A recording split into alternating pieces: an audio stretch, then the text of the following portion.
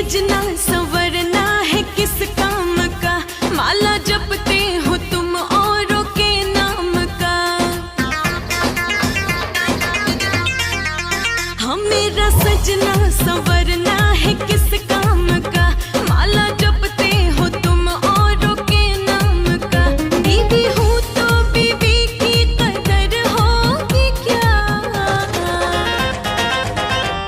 बहिरी के पेट के नीचे साड़ी हमारी जान लोगी क्या।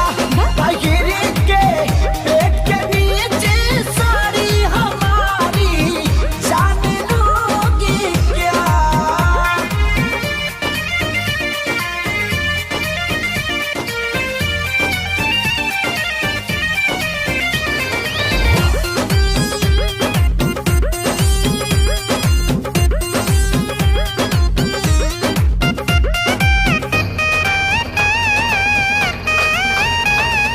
कुछ भी तो बतिया बदल देते हो, सगरो दिलवा के सरधा कुचल देते हो।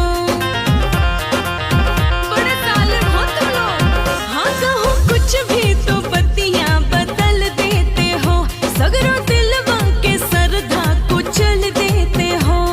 उठ लाल लाल लागे कमाल जस पान खाई गो।